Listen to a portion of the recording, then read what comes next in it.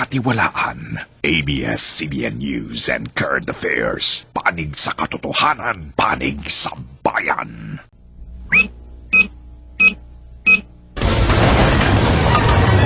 Sa ulo ng mga nagbabagang balita.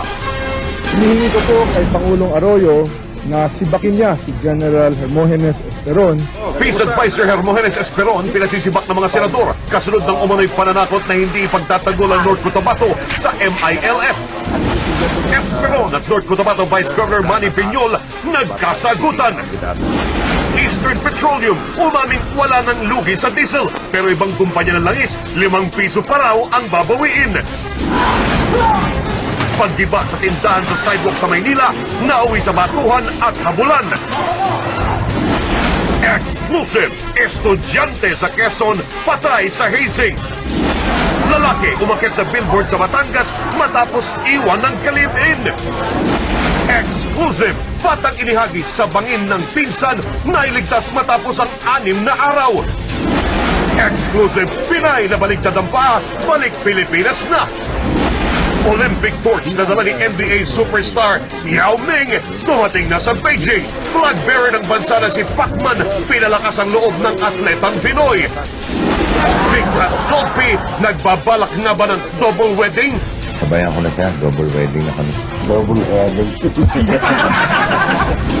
At exclusive, Piolo ibinilad ang katawan sa pinakamapangahas na pictorial.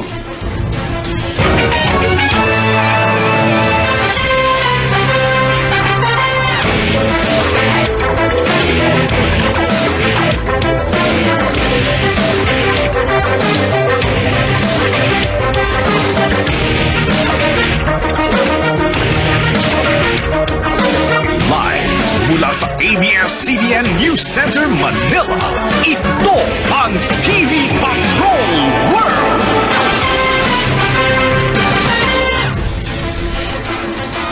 Magandang gabi, Pilipinas! Kami ang mga patrol ng Pilipino. Nagbabalita at naglilingkod sa inyo saan man sa mundo.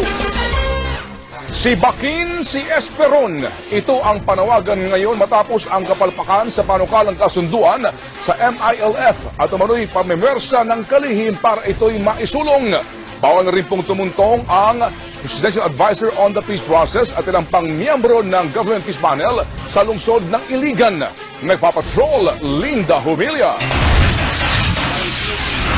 Kahit pinigilan ng Korte Suprema ang kasunduan sa pagitan ng gobyerno at MILF, di maawat si North Cotabato Vice Governor Manny Piñol sa pagbubunyag kung paano daw sila binraso ng mga negosyador ng gobyerno para tanggapin ang Memorandum of Agreement on Ancestral Domain. Sa programang Strictly Politics ng ANC kagabi, sinabi ni Piñol, Sabi niya sa akin, pare, kapag na-TRO kami dyan, bahala na kayo sa sarili nyo.